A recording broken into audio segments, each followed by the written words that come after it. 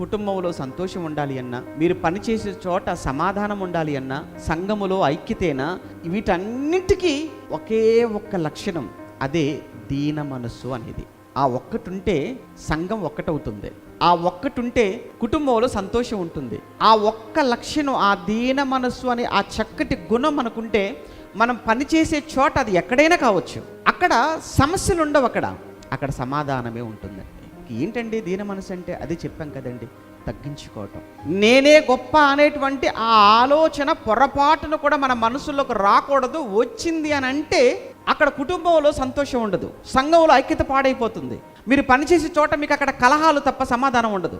ఒకవేళ ఈ ఒక్క లక్షణం అందరూ అలవాటు చేసుకుంటే బ్రతికే కొద్ది కాలం, బ్రతికి 60 ఏళ్ళు 70 ఏళ్ళు సంతోషంతో ఈ జీవితాన్ని మనం ముగించుకునేటువంటి ఒక మహత్తర భాగ్యం ఉంటుందండి. చెప్పండి, జీవితాన్ని సంతోషంతో ముగించుకుందామా, సమాధానంతో ముగించుకుంటే బాగుంటుందా, ఐక్యంగా ఉండి ముగించుకుంటే బాగుంటుందా? కలహాలతో, గొడవలతో, అల్లర్లతో, కొట్లాటలతో, కేసులు అనుకుంటూ, పంచాయతీలు అనుకుంటూ, సమాధానం లేక రోగాల బారిన పడిపోయి అప్పుల పాలైపోయి ఏంటి బాధలన్నీ? వీటన్నిటికీ కారణం, వీటన్నిటికీ మూలం ఒక్కటే.